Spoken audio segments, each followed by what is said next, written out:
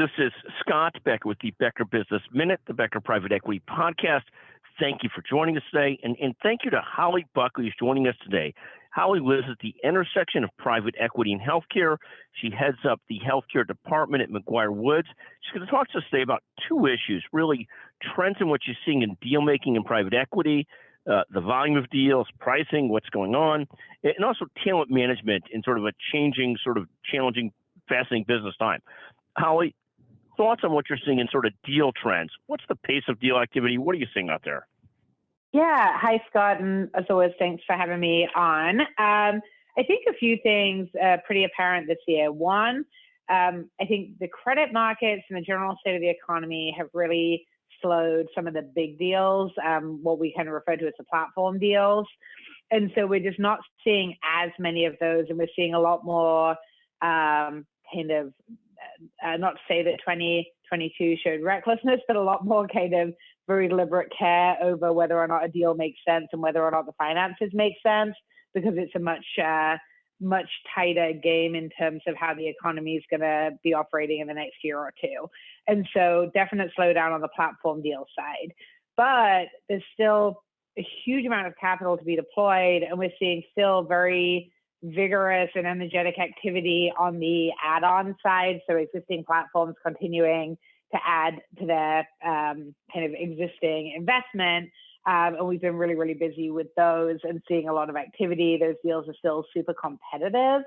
And we're also seeing, I think, a fair amount of runoff from 2022. We saw almost an unprecedented amount of deals push that were scheduled to be 2022 closes, but there was just no real tax or other driver to really close things out before the end of the year. And so unlike in prior years where there was just this huge crush to get things done by the end of the year, we had a lot of deals fall off into January. So we're seeing those deals close now, and it'll be interesting to see how the rest of the quarter and the first half of the year look after that happens. Thank you. My impression is that things are sort of picking up traction again. That's what I seem to hear from advisors, from leaders, from private equity investors. Is that your sense that things are sort of picking up some?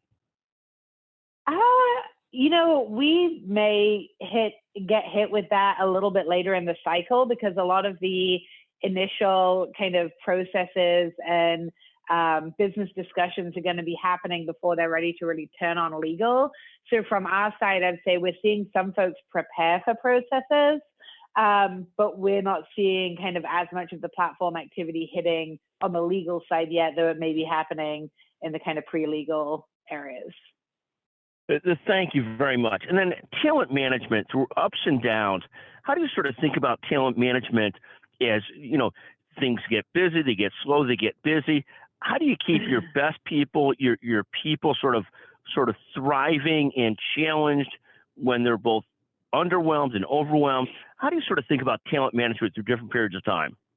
Yeah, it's a really interesting question. I mean, I think the labor market's been so interesting. I think in 2021 and into part of 2022, we saw this crazy, just hyper, I don't think of the right word, but almost transient labor market, where there were so many people kind of leaving everywhere in the professional industry and hopping around and making moves. And so it was really hard to retain talent.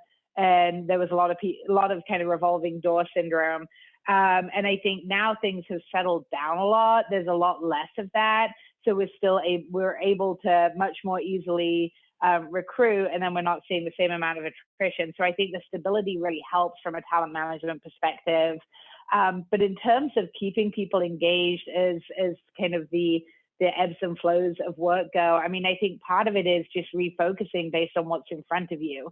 And one thing that we try and really refocus on is things like business development and training, and looking at some of the other things in our practice areas that we need to focus on that we just can't when we're just inundated with deal work. So we're not quite at that point yet. I'd say we're still pretty inundated with deal work, but I think we are starting to say, look, if we do have a bit of a slowdown, what are some of the things we really want to achieve this year in terms of learning and development, and making sure our younger folks who really were impacted during COVID and remote work, how do we make sure their skills are where they need to be, and that they're kind of getting the training and mentorship and apprenticeship that they need to be really great lawyers.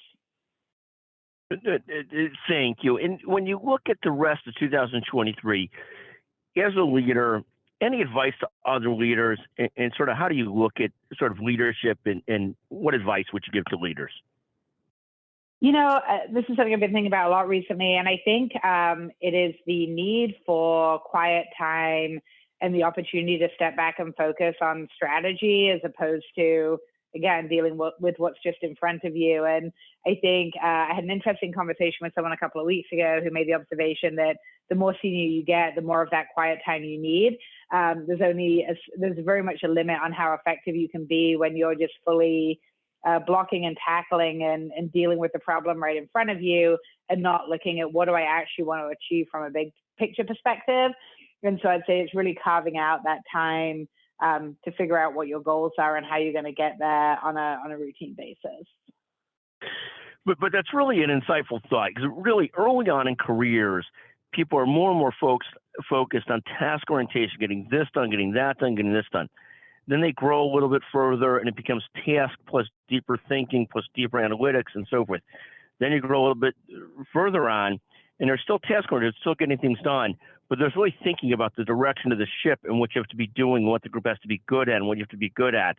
And that evolution towards, as you get into different levels of management, different levels of leadership, there's a higher premium on making sure you're just, there's always important to be thoughtful, but there's a higher premium on really setting direction and clarity about where you're going, not just on execution. And then you have to execute as well.